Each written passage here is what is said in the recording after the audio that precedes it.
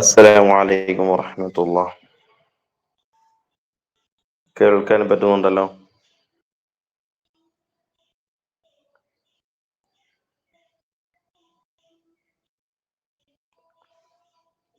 Okay അല്ലേ? കേൾക്കാമോ?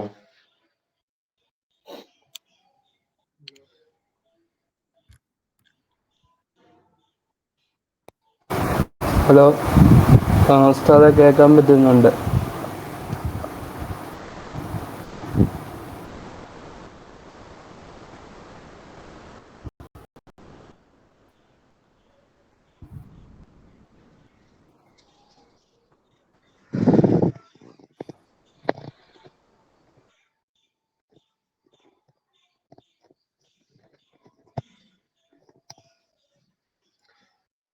കേൾക്കാനും കാണാനും പറ്റുന്നുണ്ടല്ലോ? പറ്റുന്നുണ്ട്.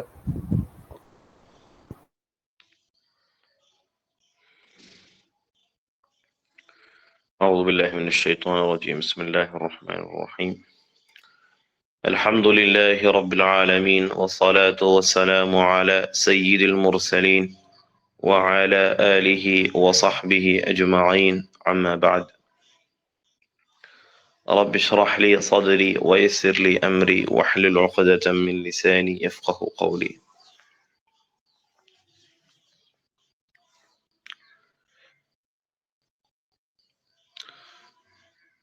ഖുർആൻ പാരായണശാസ്ത്രവുമായി ബന്ധപ്പെട്ട് സാക്കിനായ നൂൻ, തൻവീൻ, അതുപോലെ തന്നെ സാക്കിനായ മീം, ഇവകൾക്ക് വരുന്ന വ്യത്യസ്ത രൂപങ്ങളും മാറ്റങ്ങളും അതിൻ്റെ നിയമങ്ങൾ മുതലായ കാര്യങ്ങൾ നമ്മൾ പറഞ്ഞ് അവസാനിപ്പിച്ചിരുന്നു കഴിഞ്ഞ ക്ലാസ്സിൽ. അടുത്തതായി പുതിയൊരു കാര്യം നമ്മളിന്ന് ആരംഭിക്കുകയാണ്, അഥവാ മദ്. മദ് എന്ന് പറഞ്ഞു കഴിഞ്ഞാൽ നീട്ടുക എന്നാണ് ഭാഷയിൽ അർത്ഥം.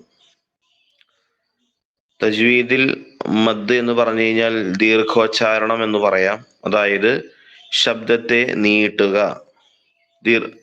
ദീർഘാക്ഷരം കൊണ്ടുവന്നുകൊണ്ട് ആ അക്ഷരങ്ങളെ ദീർഘിപ്പിച്ചുകൊണ്ട് ഉച്ചരിക്കുന്നതിനാണ് മദ് എന്ന് പറയുക. നമ്മൾ അക്ഷരങ്ങൾ പരിചയപ്പെട്ട സന്ദർഭത്തിൽ അറബി ഭാഷയിൽ നീട്ടാൻ വേണ്ടി ഉപയോഗിക്കുന്ന വസ്തുക്കൾ എന്തൊക്കെയാണെന്ന് നമ്മൾ മനസ്സിലാക്കിയിരുന്നു. അറബി ഭാഷയിൽ ഹറക്കത്തുകൾ മൂന്നാണല്ലോ. ഫത്ഹുണ്ട്, കസ്റുണ്ട്, ദമ്മുണ്ട്. ഈ മൂന്ന് ഹർക്കത്തുകളെയും നീട്ടുന്നതിനായി ഉപയോഗിക്കുന്ന അക്ഷരങ്ങളും നമ്മൾ മനസ്സിലാക്കിയിരുന്നു തുടക്കത്തിൽ തന്നെ. അതിൽ ഫത്ഹിനെ നീട്ടുന്നതിനായി അലിഫ് ഉപയോഗിക്കപ്പെടും, കസ്റിനെ നീട്ടുന്നതിന് വേണ്ടി യാവും, ദമ്മിനെ നീട്ടുന്നതിന് വേണ്ടി വാവും. ഇപ്രകാരം നമ്മൾ മനസ്സിലാക്കിയതാണ്. അഥവാ മൂന്ന് ഹർക്കത്തുകളുണ്ട്. ഈ മൂന്ന് ഹർക്കത്തുകളിലെ ഉച്ചാരണത്തെ ദീർഘിപ്പിക്കുന്നതിന് വേണ്ടി മൂന്ന് അക്ഷരങ്ങൾ ഉപയോഗിക്കപ്പെടും. ഫത്ഹിന് ശേഷം അലിഫ് വരും. അതേപോലെ തന്നെ കസ്റിന് ശേഷമാണെങ്കിൽ സുക്കൂനുള്ള യാ വരും, സാക്കിനായ യാ വരും. ദമ്മിന് നീട്ടുന്നതിന് വേണ്ടി ദമ്മിന് ശേഷം സുക്കൂനുള്ള വാവ് വരും. ഇതാണ് മദ്ദിന്റെ മൂന്ന് അക്ഷരങ്ങൾ. ഈ അക്ഷരങ്ങൾക്ക് പകരം ചില സന്ദർഭങ്ങളിൽ നീട്ട് ഹറക്കത്തുകൾ വരാറുണ്ട്. ഉദാഹരണത്തിന് മാലിക് യൗമിദ്ദീൻ എന്ന സ്ഥലത്ത് നമ്മൾ നോക്കിയാൽ മീമിന് ശേഷം മീമിന് ഫത്ഹാണ്. മീമിനെ നീട്ടുന്നതിന് വേണ്ടി ഒരു അലിഫ് വേണം. പക്ഷെ മുസ്ഹഫിൽ അവിടെ അലിഫ് എഴുതപ്പെട്ടിട്ടുണ്ടാകുകയില്ല. പകരം ചെറിയ ഒരു അലിഫ്, വളരെ ചെറിയൊരു അലിഫ് നീളത്തിൽ ഒരു ഹറക്കത്ത് പോലെ മീമിന്റെ മുകളിൽ ഇട്ടിട്ടുണ്ടാകും. ഇതിനെ നീട്ട് ഹറക്കത്തുകൾ എന്ന് പറയുന്നു. ഇത് ചെറിയ ഒരു അലിഫ് അക്ഷരങ്ങൾക്ക് മുകളിലാണെങ്കിൽ അത് നീട്ട് ഫത്ഹാണ്. അതായത് അവിടെ ഒരു അലിഫ് എഴുതിയിട്ടില്ലെങ്കിലും അലിഫിനെ ഉച്ചാരണത്തിൽ കൊണ്ടുവരണം എന്നറിയിക്കുന്നു. കസറിന്റെ സ്ഥാനത്താണെങ്കിൽ യാഇനെ ഉണ്ടെങ്കിൽ അവിടെ നീട്ട് കസർ ഉണ്ടാകും. അതായത് ഒരു അലിഫ്, ചെറിയ ഒരു അലിഫ് അക്ഷരത്തിന് അടിയിൽ ഉണ്ടാകും. ദമ്മാണ് എങ്കിൽ അവിടെ നീട്ട് ദമ്മുണ്ടാകും, അഥവാ സാധാരണ ദമ്മിനെ തിരിച്ച് എഴുതിയിട്ടുണ്ടാകും. ഇത് ചില സന്ദർഭങ്ങളിൽ മാത്രമേ കാണാൻ സാധിക്കുകയുള്ളൂ. അതായത് ചിലപ്പോഴൊക്കെ നീട്ടക്ഷരങ്ങളെ കളയപ്പെടുകയും അതിന് പകരമായി അവിടെ നീട്ട് ഹർക്കത്തുകൾ ഇടപെടുകയും ചെയ്യാറുണ്ട്.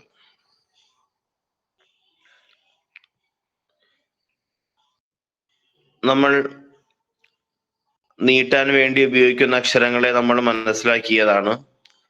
അലിഫ് ഫത്ഹിനെ നീട്ടാനാണ് ഉപയോഗിക്കുക. സുക്കൂനുള്ള യാ കസറിനെ നീട്ടാനാണ് ഉപയോഗിക്കുക. സുക്കൂനുള്ള വാവ് ദമ്മിന് നീട്ടാനും ഉപയോഗിക്കപ്പെടുന്നതാണ്. അലിഫിന്റെ ഒരു പ്രത്യേകതയുണ്ട്. അലിഫ് നീട്ടാൻ വേണ്ടി മാത്രമേ വരികയുള്ളൂ. അലിഫ് എന്ന അക്ഷരം അറബി ഭാഷയില് ഫത്ഹിനെ നീട്ടാൻ വേണ്ടി മാത്രമാണ് ഉപയോഗിക്കുക. അതിന് ഒരിക്കലും ഹർക്കത്ത് വരികയില്ല. എവിടെയെങ്കിലും അലിഫിന് ഹർക്കത്തുള്ളതായി കണ്ടാൽ അത് മനസ്സിലാക്കണം. അവിടെ മനസ്സിലാക്കേണ്ടത് ആ അക്ഷരം അലിഫല്ല, മറിച്ച് അത് ഹംസയാണ് എന്ന് മനസ്സിലാക്കണം. അലിഫിൽ ഒരിക്കലും ഹർക്കത്ത് വരികയില്ല. വന്നാൽ അത് അലിഫായിരിക്കുകയില്ല, അത് ഹംസയായിരിക്കും. അലിഫ് ഫത്ഹിനെ നീട്ടാൻ വേണ്ടി മാത്രമേ വരികയുള്ളൂ. കസറിനെ നീട്ടാൻ സുക്കൂനുള്ള യാവും ദമ്മിനെ നീട്ടാൻ സുക്കൂനുള്ള വാവും വരാറുണ്ടല്ലോ. പക്ഷേ ഇവ രണ്ടെണ്ണം മദ്ദിന്റെ നീട്ടുന്ന അക്ഷരമായിട്ടും വരും, അതല്ലാത്ത അവസ്ഥയിലും അവകൾ വരാറുണ്ട്. ഉദാഹരണത്തിന് വാവിന് വലദ്ദാലീൻ, വാവിന് ഫത്ഹുണ്ട്. ആ വാവ് മദ്ദിന് വേണ്ടി നീട്ടാൻ വേണ്ടി ഉപയോഗിക്കുന്ന വാവല്ല. അതേപോലെ തന്നെ ഇയ്യാക്ക, അവിടെ യാ ഉണ്ട്. ഈ യാ കസറിന് നീട്ടാൻ വേണ്ടി വരുന്ന യാ അല്ല.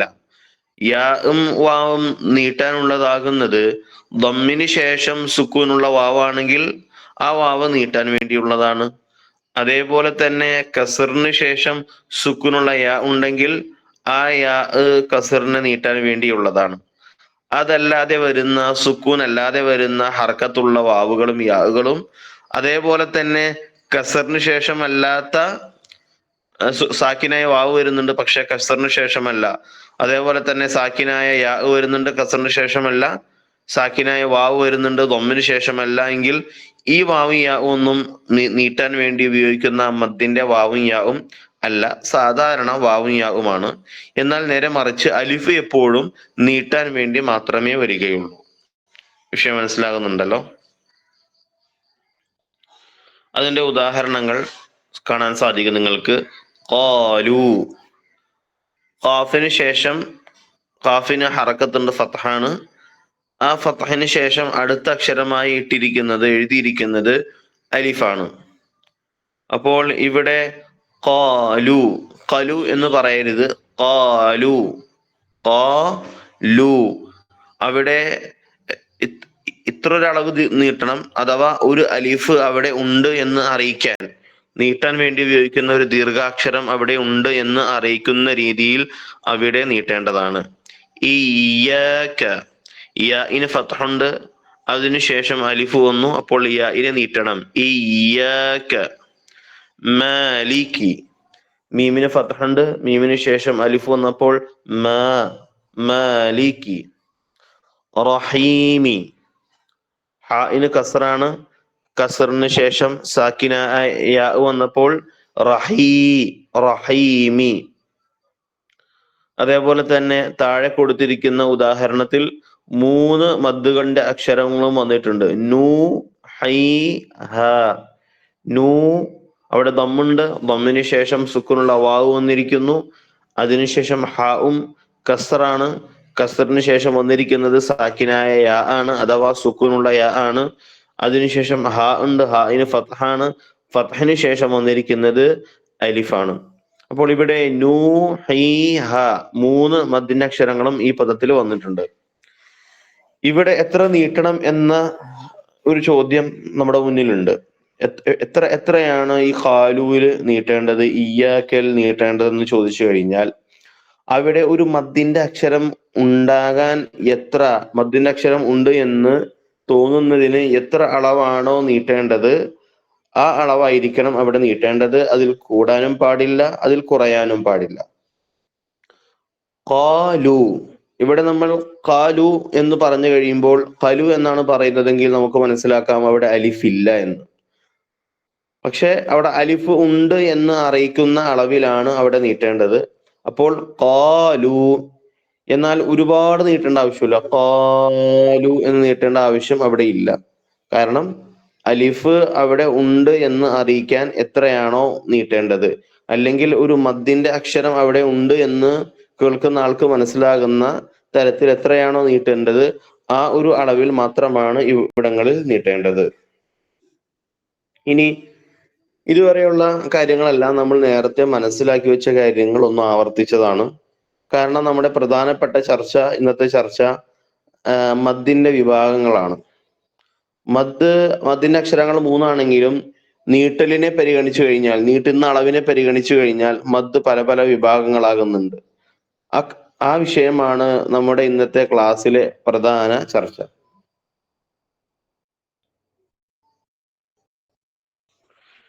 കേൾക്കാൻ സാധിക്കുന്നുണ്ടല്ലോ എല്ലാവർക്കും?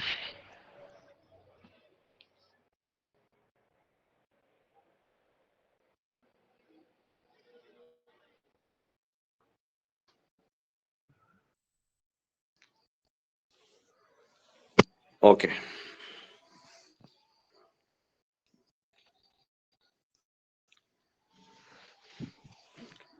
നമ്മളിപ്പോൾ മദ്ദിന്റെ അക്ഷരങ്ങൾ മനസ്സിലാക്കി, മദ് എന്താണെന്ന് മനസ്സിലാക്കി. മദ് എന്ന് പറഞ്ഞു കഴിഞ്ഞാൽ ദീർഘിപ്പിക്കുക എന്നാണ് അർത്ഥം. മദ്ദിന്റെ അക്ഷരങ്ങൾ 3 ആണ്. കാരണം ഹർക്കത്തുകളും 3 ആണ്. അതുകൊണ്ട് നീട്ടാൻ വേണ്ടി ഉപയോഗിക്കുന്ന ആ അക്ഷരങ്ങളും 3 തന്നെയാണ്. അടുത്തത് മദ്ദിന്റെ അടിസ്ഥാനപരമായി 2 വിഭാഗമായി തരംതിരിയുന്നു. ഒന്ന്, ഇടതുവശത്ത് കാണാം മദ് അസ്ലി, അൽ മദ്ദുൽ അസ്ലി. അറബിയിൽ അതിനെ പറയും അൽ മദ്ദുൽ അസ്ലി, അസ്ലിയായ മദ്. രണ്ടാമത്തെ വിഭാഗം അൽ മദ്ദുൽ ഫറഈ, ഫറഈയായ മദ്.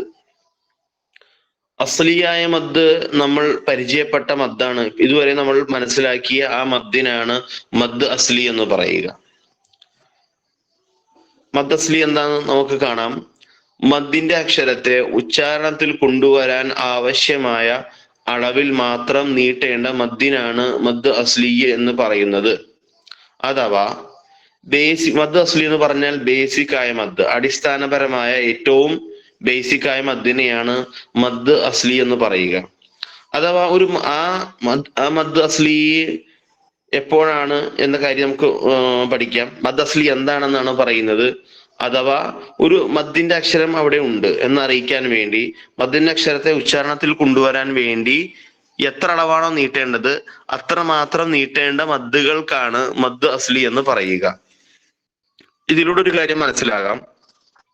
മദ് ഫറഈൽ കൂടുതൽ നീട്ടേണ്ടി വരും.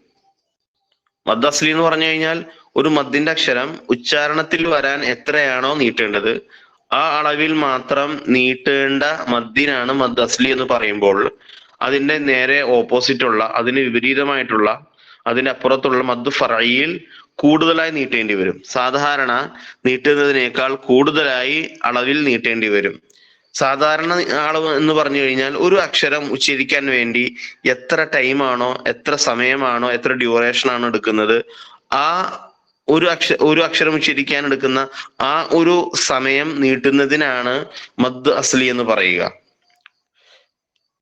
എന്നാൽ മദ് ഫറഈൽ ഈ ഒരളവിനേക്കാൾ കൂടുതലായി പലപ്പോഴും നീട്ടേണ്ടി വരും. അതിൽ പല വിഭാഗങ്ങളുണ്ട്. ആ വിഭാഗങ്ങൾ പഠിക്കുമ്പോൾ നമുക്കത് മനസ്സിലാക്കാം. അഥവാ ബേസിക് ആയ മദ്ദിന് മദ് അസ്ലി എന്ന് പറയുന്നു. അതായത് മദ്ദിന്റെ അക്ഷരം എവിടെ വന്നിട്ടുണ്ടോ, ഖുർആനിൽ മുസ്ഹഫിൽ മദ്ദിന്റെ അക്ഷരം എവിടെ വന്നിട്ടുണ്ടോ ആ അക്ഷരം വരുന്ന സ്ഥലങ്ങളിലെല്ലാം ഏറ്റവും അത്യാവശ്യമായി ഉണ്ടാകേണ്ട, നിർബന്ധമായും ഉച്ചരിക്കേണ്ടതാണ് മദ് അസ്ലി. ഇനി അതിന്റെ പുറത്ത് മറ്റെന്തെങ്കിലും കാരണം വരുമ്പോഴാണ് കൂടുതലായി നീട്ടേണ്ടി വരിക. കൂടുതലായി നീട്ടേണ്ടി വരുന്ന മദ്ദാണ് മദ് ഫറഈ. ഇവിടെ മദ് അസ്ലി എത്രയാണ് നീട്ടേണ്ടത് എന്ന കാര്യം പറയുന്നുണ്ട്. ഒരു അക്ഷരത്തെ ഉച്ചരിക്കാൻ എടുക്കുന്ന സമയത്തിന്റെ അളവ് ആണ് മദ് അസ്ലിയിൽ നീട്ടേണ്ടത്. ഇപ്പോൾ ഒരു അക്ഷരം നമുക്കറിയാം, ഖുർആൻ ഓതിക്കൊണ്ടിരിക്കുകയാണ്. അഊദു ബില്ലാഹി മിനശ് ശൈത്വാനി. അഊദു, ഇവിടെ ഐന് നമ്മൾ നീട്ടിയിട്ടുണ്ട്. അഊദു. ഹംസിൽ നമ്മൾ നീട്ടിയില്ല, ആ എന്ന് നീട്ടിയിട്ടില്ല, ആ എന്നാണ് പറഞ്ഞത്. ഐനിൽ നമ്മൾ നീട്ടിയിട്ടുണ്ട്. അപ്പോൾ ഹംസ് ഉച്ചരിക്കാൻ എടുക്കുന്ന ഒരു സമയം അത് ഒരു അക്ഷരത്തിന്റെ അളവാണ്. ആ അളവ് കൂടുതലായി നമ്മൾ ഐനിൽ നീട്ടുന്നുണ്ട്. അഊദു എന്നല്ല നമ്മൾ പറഞ്ഞത്, അഊദു. ഒരു ഐനിൽ നമ്മൾ സമയം കൂടുതൽ കൊടുത്തു, ശബ്ദത്തെ ദീർഘിപ്പിച്ചു. ഒരക്ഷരം കൂടുതലായി അവിടെ ഉണ്ട് എന്ന് അറിയിക്കാൻ വേണ്ടി ഒരു അക്ഷരത്തിന്റെ അളവ് നമ്മളവിടെ നീട്ടുന്നുണ്ട്. ഈ ഒരു അളവാണ് മദ് അസ്ലിയിൽ നീട്ടേണ്ടത്.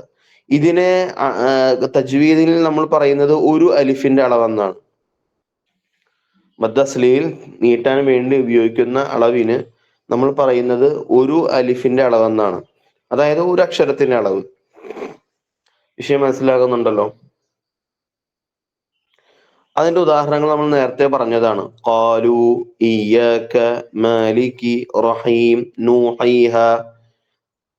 ഇതെല്ലാം ഇവിടെയെല്ലാം ഒരു അലിഫിന്റെ അളവ് നീട്ടൽ നിർബന്ധമാണ്. അഥവാ ഖാലുവിൽ നമ്മൾ നീട്ടുന്നില്ലെങ്കിൽ അത് ഖലുവായി പോകും, അവിടെ അലിഫ് ഇല്ല എന്ന അവസ്ഥ വരും. അതല്ല, അലിഫ് ഉണ്ട് എന്ന് അറിയിക്കാൻ എത്രയാണോ നീട്ടേണ്ടത് ആ അളവ് തന്നെ ആയിരിക്കണം അവിടെ നീട്ടേണ്ടത്. ഇനി നമ്മൾ അടുത്തതായി പോകുന്നത് മദ് ഫർഇയാണ്.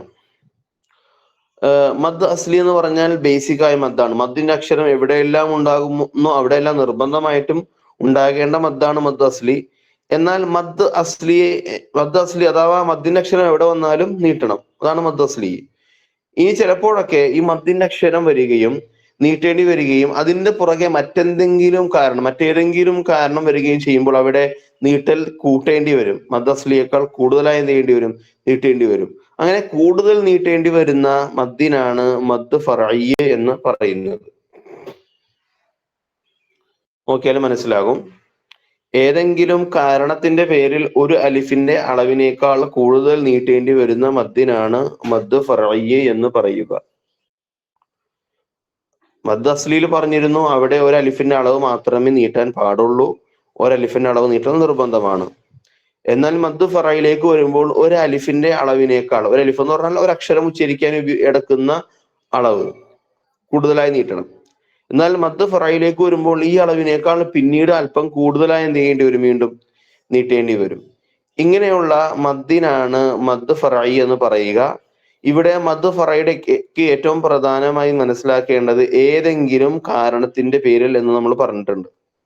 അഥവാ മദ് ഫറഇ എന്താണെന്ന് നമുക്ക് കാണാൻ സാധിക്കുന്നുണ്ട്, ഏതെങ്കിലും കാരണത്തിന്റെ പേരിൽ. അപ്പോൾ കാരണങ്ങൾ പലതുണ്ട്. അഥവാ മദ് അസ്ലിയോടൊപ്പം ഏതെങ്കിലും കാരണങ്ങൾ കൂടുതലായി വരികയാണെങ്കിൽ അപ്പോൾ ആ മദ്ദിനെ മദ് അസ്ലിയേക്കാൾ കൂടുതലായി എന്ത് ചെയ്യേണ്ടി വരും, നീട്ടേണ്ടി വരും. അങ്ങനെയുള്ള മദ്ദിനാണ് മദ് ഫർഇ എന്ന് പറയുന്നത്. മനസ്സിലാകുന്നുണ്ടല്ലോ?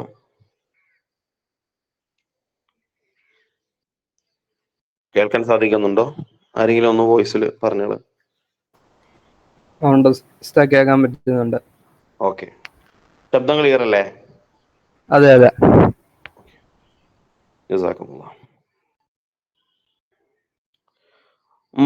മദ് ഫറഇയുടെ വിഭാഗങ്ങളിലേക്ക് നമ്മൾ പോവുകയാണ്. ഓരോ വിഭാഗങ്ങൾക്കും നീട്ടുന്നതിന്റെ അളവുകളും വ്യത്യസ്തമാണ്. മദ് ഫറഇ 4 വിധം. ഒന്ന് മദ് മുത്തസിൽ, രണ്ടാമത്തേത് മദ് മുൻഫസിൽ, മൂന്നാമത്തേത് മദ് ലാസിം, നാലാമത്തേത് മദ് ആരിദ്. ഇങ്ങനെ 4 വിഭാഗമാണ് മദ് ഫർഇ. ഇതിൽ 4 വിഭാഗങ്ങൾക്കും ഓരോന്നിനും അതിൻ്റെതായ പ്രത്യേക കാരണങ്ങളുണ്ട്. ഓരോ വിഭാഗങ്ങൾക്കും അതിന് പ്രത്യേകമായ എന്തുണ്ട്, കാരണമുണ്ട്. മദ് മുത്തസിൽ എന്ന് പറഞ്ഞാൽ എന്താണ്, അതിന്റെ കാരണം എന്താണ്? മദ് മുൻഫസിലിനും കാരണമുണ്ട്. മാത്രമല്ല ഓരോന്നിനും നീട്ടേണ്ട അളവുകളും വ്യത്യസ്തമാണ്. മദ് മുത്തസിലിൽ നീട്ടുന്ന അളവായിരിക്കൂല മദ് ലാസിമിൽ, മദ് ലാസിമിൽ നീട്ടുന്ന അളവായിരിക്കൂല മദ് ആരിദിൽ. ഓരോന്നിനും നീട്ടുന്ന ആ ഡ്യൂറേഷൻ, ആ നീട്ടുന്ന അളവുകളും വ്യത്യാസമുണ്ട്.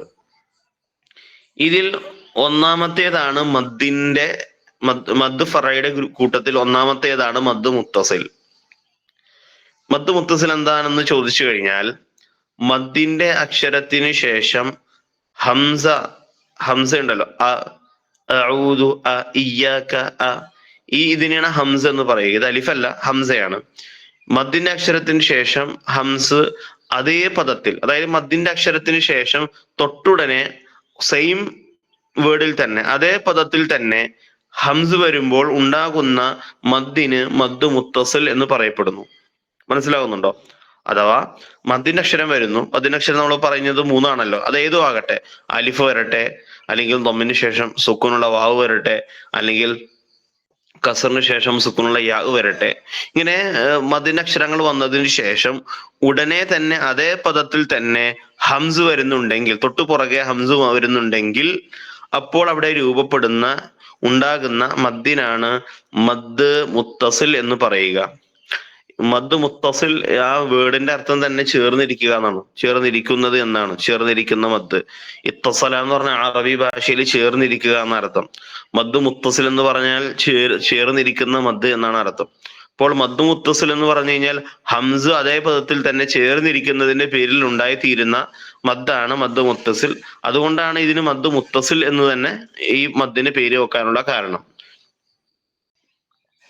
മദ് മുത്തസിൽ നീട്ടേണ്ട അളവ് 2 അല്ലെങ്കിൽ 2.5 അലിഫിന്റെ അളവ് ഇവിടെ നീട്ടൽ നിർബന്ധമാണ്. ക്ഷമിക്കണം, അതിന്റെ ഉദാഹരണങ്ങൾ താഴെ വരുന്നുണ്ട് കേട്ടോ. മദ് മുത്തസിൽ എന്താണെന്ന് പറയുകയാണ്. ഉദാഹരണങ്ങൾ നിങ്ങളുടെ മുന്നിലേക്ക് വരുമ്പോൾ നിങ്ങൾക്ക് ഒന്നും കൂടി കാര്യം വ്യക്തമാകും ഇൻഷാ അല്ലാഹ്. മദ് മുത്തസിൽ നീട്ടേണ്ട അളവ് 2 അല്ലെങ്കിൽ 2.5 അലിഫിന്റെ അളവ് ഇവിടെ നീട്ടൽ നിർബന്ധമാണ്. സാധാരണ മദ്ദിന്റെ അക്ഷരങ്ങൾ വരുമ്പോൾ അവിടെ ഒരു അലിഫാണ് നീട്ടേണ്ടത്. എന്നാൽ മദ് മുത്തസിലാണ് എങ്കിൽ അവിടെ ഒരു അലിഫിനേക്കാൾ കൂടുതലായിട്ട് 2 അല്ലെങ്കിൽ 2.5 അലിഫ് കൂടുതലായി എന്ത് ചെയ്യേണ്ടി വരും? നീട്ടേണ്ടി വരും. അതിന്റെ ഉദാഹരണങ്ങൾ നിങ്ങൾക്ക് കാണാൻ സാധിക്കും. ജാഅ,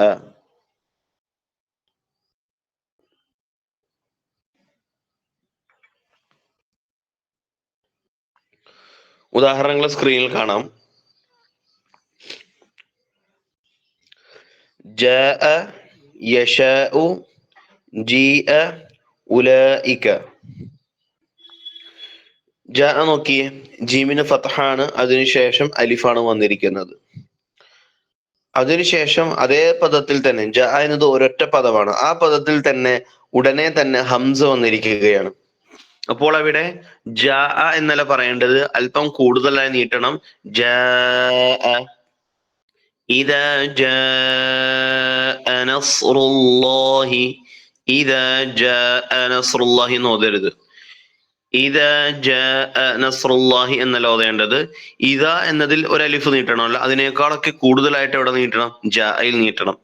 ശ്രദ്ധിക്ക്, ഇദാ ജാഅ നസ്റുല്ലാഹി യശാഉ, യശാഉ എന്നല്ല, യശാഉ. ജീഅ, ഉലൈക, ഇവിടെ നീട്ടല് ലാമിലാണ് കേട്ടോ. അവിടെ ഒരു നീട്ടലിഫ് ഉണ്ട്, എഴുതിയപ്പോ പ്രിന്റിങ് ടൈപ്പ് ചെയ്തപ്പോ നഷ്ടപ്പെട്ടു പോയതാണ്. ഉലൈക, ഉല നീട്ടണം, എന്നിട്ട് അതിനു ശേഷം വരുന്നത് ഹംസയാണ്. അപ്പോൾ അവിടെ കൂടുതലായി നീട്ടണം. ഉലൈക എന്നല്ല, ഉലൈക. പിന്നെ ഈ ഉലൈക എഴുതുമ്പോൾ ഒരു വാവ് കൊടുത്തിട്ടുണ്ട് ഹംസിന് ശേഷം, ആ വാവ് വായിക്കാൻ പാടില്ലാത്ത വാവുകളാണ്. ഊലായിക്ക എന്നല്ല, ഉലൈക. അത് അറബിയുടെ റൈറ്റിംഗിന്റെ കുറച്ച് നിയമങ്ങളുണ്ട്, എഴുതുന്ന കുറച്ച് നിയമങ്ങളുണ്ട്. അതുമായി ബന്ധപ്പെട്ടൊരു വരുന്ന വാവാണത്. ആ വാവ് ഉച്ചാരണത്തിൽ കൊണ്ടുവരാൻ പാടില്ല, ഉച്ചരിക്കാൻ പാടില്ല. ഈ ഹംസിനെ ഊ എന്ന് നീട്ടരുത്, ഊ എന്ന് മാത്രമേ ഇവിടെ പറയാൻ പാടുള്ളൂ. നമ്മുടെ ഇവിടുത്തെ ചർച്ച ല ഇക്കയാണ്. ല ഇക്ക, ല എന്ന് നീട്ടിക്കഴിഞ്ഞാൽ പിന്നെ അതിനുശേഷം ഉടനെ തന്നെ വന്നിരിക്കുന്നത് ഹംസാണ്. അപ്പോൾ ഇവിടെ അലിഫ് ഇല്ലെങ്കിലും അവിടെ നീട്ട് ഫത്തഹ് ഉണ്ട്, നേരത്തെ പറഞ്ഞതുപോലെ. നീട്ട് ഫത്തഹ് ആണെങ്കിലും മതി. നീട്ട് ഫത്തഹിന് ശേഷം അവിടെ ഹംസ വരികയാണെങ്കിൽ അത് അതേ പദത്തിൽ തന്നെയാണെങ്കിൽ അവിടെ മദ് മുത്തസിലാണ്. അവിടെ 2 അല്ലെങ്കിൽ 2.5 അലിഫിന്റെ അളവ് നീട്ടണം. അപ്പോൾ ഈ കാര്യം മനസ്സിലായില്ലേ?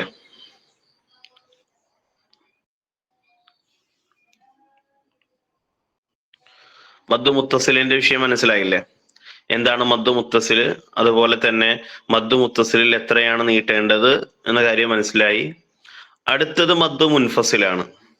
മദ് മുത്തസിലും മുൻഫസിലും ഏകദേശം ഒരേപോലെയാണെങ്കിലും വ്യത്യാസം വളരെ ചെറുതാണ്. മദ് മുത്തസിൽ ഹംസയും മദ്ദിന്റെ അക്ഷരവും ഒരേ പദത്തിൽ ആണ്. എന്നാൽ മദ് മുൻഫസിലേക്ക് വരുമ്പോൾ മദ്ദിന്റെ അക്ഷരത്തിന് ശേഷം ഹംസ് വന്നിട്ടുണ്ട്, പക്ഷെ അത് മറ്റൊരു പദത്തിലാണ് വന്നിരിക്കുന്നത്. അതാണ് വ്യത്യാസം.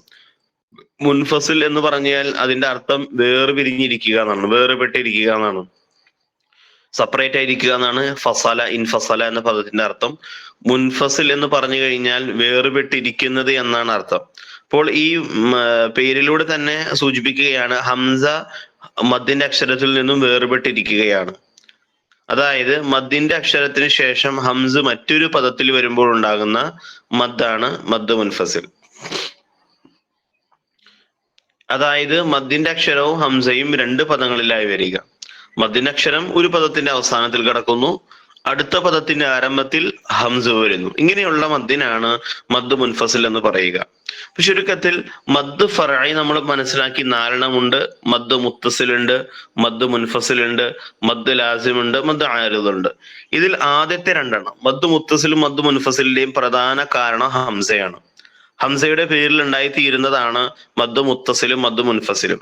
വ്യത്യാസം ഇത്രേ ഉള്ളൂ, മദ്ദിന്റെ അക്ഷരത്തിന് ശേഷം ഹംസ് അതേ പദത്തിൽ തന്നെ വരുമ്പോഴാണെങ്കിൽ മദ് മുത്തസിൽ, നേരെ മറിച്ച് മദ്ദിന്റെ അക്ഷരത്തിന് ശേഷം ഹംസ് മറ്റൊരു പദത്തിൽ വരികയാണെങ്കിൽ മദ് മുൻഫസിൽ. ഇവ രണ്ടെണ്ണത്തിനെ വേർതിരിച്ച് പറയാനുള്ള കാരണമുണ്ട്. നമുക്ക് വേണമെങ്കിൽ മദ്ദിന്റെ അക്ഷരത്തിന് ശേഷം ഹംസ വന്നാൽ അവിടെ മദ് ഉണ്ടാകുമെന്ന് നേരിട്ട് പറഞ്ഞാലും മതിയായിരുന്നു. പക്ഷെ നീട്ടുന്നതിന്റെ അളവിൽ ചെറിയ വ്യത്യാസമുണ്ട്. മദ് മുത്തസിലിൽ നീട്ടുന്നത് പോലെ ആയിരിക്കുകയില്ല മദ് മുൻഫസിൽ നീട്ടേണ്ടത്. അതുകൊണ്ടാണ് മദ്ദിന്റെ അക്ഷരത്തിന് ശേഷം ഹംസ രണ്ടിലും വരുന്നുവെങ്കിലും ഒരു പദത്തിലാകുമ്പോൾ ഒരു നിയമം, വേറെ പദത്തിലാകുമ്പോൾ വേറൊരു നിയമം വരുന്നത് നീട്ടുന്ന അളവ് വ്യത്യാസമായതിന്റെ പേരിലാണ്. ഇവിടെ മദ് മുൻഫസിലിൽ നമ്മൾ പറഞ്ഞല്ലോ, മദ്ദിന്റെ അക്ഷരത്തിന് ശേഷം ഹംസ മറ്റൊരു പദത്തിൽ വരിക, അഥവാ മദ്ദിന്റെ അക്ഷരവും ഹംസയും രണ്ട് പദങ്ങളിലായിട്ട് വരിക. അപ്പോഴുണ്ടാകുന്ന മദ്ദാണ് മദ് മുൻഫസിൽ.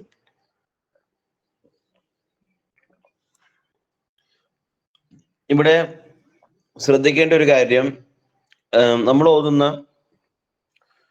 മദ് മുൻഫസിൽ നീട്ടേണ്ട അളവ് എത്രയെന്ന് ചോദിച്ചു കഴിഞ്ഞാൽ മദ് മുത്തസിൽ പോലെ തന്നെ 2 അല്ലെങ്കിൽ 2.5 അലിഫിന്റെ അളവും രണ്ട് രീതിയിലാണ് മദ് മുൻഫസിൽ നീട്ടുക.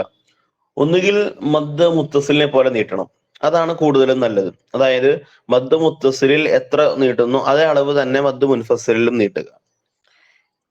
ഇനി വേറൊരു രീതിയുണ്ട്, വേണമെങ്കിൽ നമുക്ക് മദ് മുൻഫസിലിൽ കൂടുതൽ നീട്ടാതെ സാധാരണ മദ് അസ്ലിയെ പോലെ നീട്ടുകയും ചെയ്യാവുന്നതാണ്. അതാണ് വ്യത്യാസം. അതുകൊണ്ടാണ് മദ് മുൻഫസിലെ നമ്മൾ വേറെയായി പഠിച്ചത്. മദ് മുത്തസിൽ നിർബന്ധമായിട്ടും 2 അല്ലെങ്കിൽ 2.5 അളവ് നീട്ടണമായിരുന്നു. എന്നാൽ മദ് മുൻഫസിലിലേക്ക് വരുമ്പോൾ അവിടെ നമുക്ക് 2-2.5 അലിഫ് നീട്ടാം. അതുപോലെ തന്നെ വേണമെങ്കിൽ അതൊരു സെക്കൻഡ് ഓപ്ഷൻ ആണ്. ഫസ്റ്റ് ഓപ്ഷൻ എപ്പോഴും നീട്ടൽ തന്നെയാണ് മദ് മുൻഫസിലില്. ഒന്നാമത്തെ അവസ്ഥ നീട്ടലാണ്. വേണമെങ്കിൽ നമുക്ക് എന്ത് ചെയ്യാം, ആ മദ് മുൻഫസിലിൽ സാധാരണ മദ് അസ്ലിയെ പോലെ കൂടുതൽ നീട്ടാതെ, ഒട്ടും നീട്ടാതെ അല്ല, കൂടുതൽ നീട്ടാതെ ഊതുകയും ചെയ്യാവുന്നതാണ്. ഇവിടെ നോക്കിക്കോ, മദ് മുൻഫസിലിൽ ലാ ഇലാഹ, ലാ ഇലാഹ, ലാ ഒരു പദമാണ്, ഇലാഹ് വേറെ പദമാണ്. ഖുൽ യാ അയ്യുഹൽ കാഫിറൂൻ, യാ അയ്യുഹ, ലാ അഅ്ബുദു മാ തഅ്ബുദൂൻ വലാ അൻതും ഇന്നാ അൻസൽനാ ഫീ അംരിനാ ഖാലൂ ആമന്ന. ഇവിടെയെല്ലാം ശ്രദ്ധിക്കുമ്പോൾ മനസ്സിലാകും, ലാ ഒരു പദം, ഇലാഹ് വേറെ പദം. ലാ ഒരു പദം, അഅ്ബുദു മറ്റൊരു പദം. വല ഒരു പദം, അൻതും വേറെ പദം. മ ഒരു പദം, അഅ്ബുദു അടുത്ത പദം. ഇന്ന ഒരു പദം, അൻസൽന മറ്റൊരു പദം. ഫീ അംരിന, ഫീ ഒരു പദമാണ്, അംരിന മറ്റൊരു പദമാണ്. ഖാലൂ ആമന്ന, ഖാലൂ ഒരു പദം, ആമന്ന മറ്റൊരു പദം. അപ്പോൾ ഇവിടെ നമുക്ക് മനസ്സിലാകാം, മുമ്പുള്ള ആദ്യത്തെ പദത്തിന്റെ അവസാനത്തിൽ മദ്ദിന്റെ അക്ഷരം വന്നിരിക്കുകയും തുടങ്ങുന്ന അടുത്ത പദത്തിന്റെ ആരംഭത്തിൽ ഹംസ വരികയും ചെയ്തിരിക്കുകയാണ്. അപ്പോൾ ഇവിടെ മദ്ദിന്റെ അക്ഷരങ്ങളും ഹംസയും, അത് മദ്ദിന്റെ അക്ഷരം അലിഫാകട്ടെ, യാ ആകട്ടെ, വാവാകട്ടെ, മദ്ദിന്റെ അക്ഷരങ്ങൾ ഒരു പദത്തിലും ഹംസ വേറെ പദത്തിലും വന്നിരിക്കുകയാണ്. അപ്പോൾ ഇവിടെ മദ് മുൻഫസിൽ രൂപപ്പെടുകയാണ്. ഇപ്പോൾ മദ് മുൻഫസിൽ രൂപപ്പെടുമ്പോൾ നമുക്കറിയാം അവിടെ നീട്ടുന്ന അളവ് രണ്ട് തരത്തിലാണ്. ഒന്നുകിൽ മദ് മുത്തസിലിനെ പോലെ നീട്ടാം, രണ്ട് അല്ലെങ്കിൽ രണ്ടര അലിഫിന്റെ അളവ്. അപ്പോൾ ലാ ഇലാഹ ലാ അഅ്ബുദു വലാ അൻതും മാ അഅ്ബുദു ഇന്നാ അൻസൽനാ ഫീ അംറിനാ ഖാലൂ ആമന്ന. ഇങ്ങനെ രണ്ട് അല്ലെങ്കിൽ രണ്ടര അലിഫ് നീട്ടാം. ഇനി വേണമെങ്കിൽ ഇവിടെ സെക്കൻഡ് ഓപ്ഷൻ ആയിട്ട് രണ്ടാമത്തെ രൂപമായിട്ട് നമുക്ക് നീട്ടാതെ എന്ന് പറഞ്ഞു കഴിഞ്ഞാൽ കൂടുതൽ നീട്ടാതെയും ഓതാം. ലാ ഇലാഹ ലാ അഅ്ബുദു വലാ അൻതും മാ അഅ്ബുദു ഇന്നാ അൻസൽനാ. അഥവാ നമ്മൾ നേരത്തെ ഓതിയത് ഇന്നാ അൻസൽനാ, അവിടെ ഇവിടെ നീട്ടാതെയും ഓതാം. ഇന്നാ അൻസൽനാ, ഇന്ന അൻസൽന ഓതരുത്, നീട്ടണം. കാരണം അവിടെ മദ്ദിന്റെ അക്ഷരമുണ്ട്, അവിടെ മദ് അസ്ലി ഉണ്ട്. മദ് അസ്ലി നേരത്തെ തന്നെ ഉണ്ട്. മദ്ദിന്റെ അക്ഷരം എവിടെ വന്നാലും അവിടെ മദ് അസ്ലി ഉണ്ട്. അപ്പോൾ ഒരലിഫ് ഉറപ്പായിട്ട് നീട്ടാം. പിന്നെ കൂടുതൽ നീട്ടുകയോ നീട്ടാതിരിക്കുകയോ ചെയ്യുന്നതിനാണ് ചോയ്സ് ഉള്ളത്. ഫീ അംറിന, അവിടെ വേണമെങ്കിൽ ഫീ അംറിന ഖാലൂ ആമന്ന ഖാലൂ ആമന്ന. ഇങ്ങനെ രണ്ട് രൂപത്തിലും നീട്ടാവുന്നതാണ്. വിഷയം മനസ്സിലാവുന്നുണ്ടല്ലോ?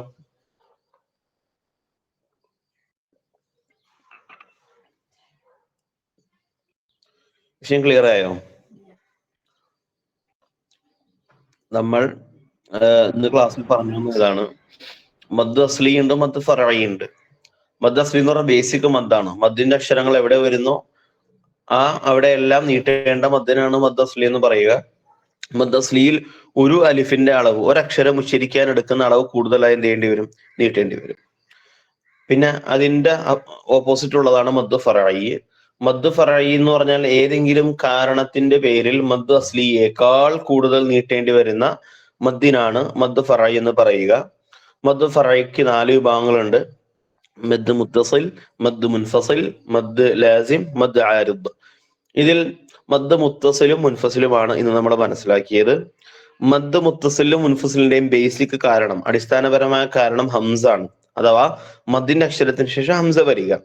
വ്യത്യാസം ഇതാണ്, മദ്ദിന്റെ അക്ഷരത്തിന് ശേഷം ഒരേ പദത്തിൽ തന്നെ, സെയിം വേർഡിൽ തന്നെ അതേ പദത്തിൽ തന്നെ ഹംസ വരികയാണെങ്കിൽ അതിനെ മദ് മുത്തസിലായിട്ട് പരിഗണിക്കും.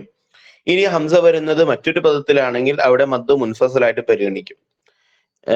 ഇതിൽ നീട്ടേണ്ട അളവ് മദ് മുത്തസിലും മുൻഫസിലും ഒരേപോലെ ആയിരിക്കണം നീട്ടേണ്ടത്, അതായത് 2, 2.5. വേണമെങ്കിൽ രണ്ടാം ചോയ്സ് ആയിട്ട് മദ് മുൻഫസിലിൽ നമുക്ക് വേണമെങ്കിൽ അതിൽ കുറച്ചുകൊണ്ട്, നീട്ടുന്ന അളവ് കുറച്ചുകൊണ്ട് സാധാരണ മദ് അസ്ലി നീട്ടുന്നത് പോലെ ഒരു അലിഫിന്റെ അളവ് മാത്രം നീട്ടുന്നതിനും കുഴപ്പമില്ല. ഓക്കെ ആണല്ലോ? വിഷയവുമായി ബന്ധപ്പെട്ട എന്തെങ്കിലും സംശയങ്ങൾ ഉണ്ടെങ്കിൽ ചോദിക്കാം. പിന്നെ ഖുർആനിൽ മദ്ദിന് നീട്ടുന്നതിന് എന്തുണ്ടാവും? പ്രത്യേക അടയാളം ഇട്ടിട്ടുണ്ടാവും. ഒരു നീട്ടാനുള്ള അക്ഷരത്തിന്റെ മുകളിൽ നീളത്തിൽ ഒരു വര, ചെറിയൊരു വളവോട് കൂടി ഒരു വര മുകളിൽ ഇട്ടിട്ടുണ്ടാവും. അത് മദ്ദിന്റെ അടയാളമാണ്. അത് ഇൻഷാ അല്ലാഹ് അടുത്ത ദിവസം നമുക്ക് സ്ക്രീനിൽ കാണിച്ചു തരാം. മദ്ദിന്റെ അടയാളം എങ്ങനെയാണ് അടുത്ത ക്ലാസ്സിൽ കാണിച്ചു തരാം. ഇത് മുസ്ഹഫിൽ എല്ലായിടത്തും ഉണ്ടാകും. പക്ഷെ തജ്വീദിൽ ഇതിന് പ്രത്യേകമായ നിയമങ്ങളുണ്ട്. നമുക്കത് നിയമങ്ങൾ അറിയാത്ത ആളുകൾക്ക് പെട്ടെന്ന് തിരിച്ചറിയാൻ വേണ്ടിയാണ് ആ അടയാളം ഖുർആനിൽ ഇട്ടിരിക്കുക. പക്ഷെ നമുക്ക് അടയാളം എല്ലാത്തിനും ഒരേപോലെ ആയിരിക്കും. മദ് മുത്തസിലും മദ് മുൻഫസിലും മദ് ലാസിമിനും മദ് ആരിദിനൊക്കെ ഒരേ അടയാളമായിരിക്കും. അപ്പൊ മദ് ഏതാണ്, വ്യത്യസ്തമായ ഏത് മദ്ദുകളാണെന്ന് തിരിച്ചറിയുന്നതിന് നിർബന്ധമായിട്ട് നമ്മൾ മദ്ദിന്റെ വിഭാഗങ്ങൾ എങ്ങനെയാണെന്ന് മനസ്സിലാക്കണം. അപ്പൊ മദ് മുത്തസിലും മുൻഫസിലും നമ്മൾ മനസ്സിലാക്കി. മദ്ദിനക്ഷരത്തിന് ശേഷം ഹംസ വരിക, അതാണ് അതിന്റെ കാരണം. ഒരു പദത്തിലാണെങ്കിൽ മദ് മുത്തസിലും മറ്റൊരു പദത്തിലാണെങ്കിൽ ഹംസ വരുന്നത് എങ്കിൽ മദ് മുൻഫസിലും വരും. വിഷയം ഓക്കെ അല്ലേ? എന്തെങ്കിലും സംശയങ്ങൾ ഉണ്ടെങ്കിൽ ചോദിക്കാം, അല്ലെങ്കിൽ ക്ലാസ് അവസാനിപ്പിക്കാം. അഥവാ പേഴ്സണലായിട്ട് ആർക്കെങ്കിലും ചോദിക്കാന്നുണ്ടെങ്കിൽ ചോദിക്കാം. 2-3 പേര് ചോദിച്ചിരുന്നു. ആർക്കെങ്കിലും ചോദിക്കണമെന്നുണ്ടെങ്കിൽ ചോദിക്കാം. ഓക്കെ, അങ്ങനെയാണെങ്കിൽ ഇന്നത്തെ ക്ലാസ് അവസാനിപ്പിക്കാം. അടുത്ത ദിവസം നമുക്ക് മുമ്പോട്ടുള്ള മദ് ഫറായിഡ് 2 വിഭാഗങ്ങൾ വേറെ ഉണ്ടല്ലോ. മദ് ലാസിം ഉണ്ട്, മദ് ആരിദ് ഉണ്ട്. അത് ഇൻഷാ അല്ലാഹ് നമുക്ക് അടുത്ത ദിവസം മനസ്സിലാക്കാം. അല്ലാഹു സുബ്ഹാനഹു വ തആല നമ്മുടെ പരിശ്രമങ്ങളെ കബൂലാക്കട്ടെ. നമ്മൾ പഠിച്ചനുസരിച്ച് നമ്മുടെ ജീവിതത്തിൽ പ്രാവർത്തികമാക്കാനുള്ള തൗഫീഖും അല്ലാഹു സുബ്ഹാനഹു വ തആല നമുക്ക് നൽകട്ടെ. വാഖിറു ദുആഇ അൽഹംദുലില്ലാഹി റബ്ബിൽ ആലമീൻ. അസ്സലാമു അലൈക്കും വറഹ്മത്തുള്ളാഹി സുബ്ഹാനക അല്ലാഹുമ്മ വബിഹംദിക അഷ്ഹദു അൻ ലാ ഇലാഹ ഇല്ലാ അൻത അസ്തഗ്ഫിറുക വ അത്തൂബു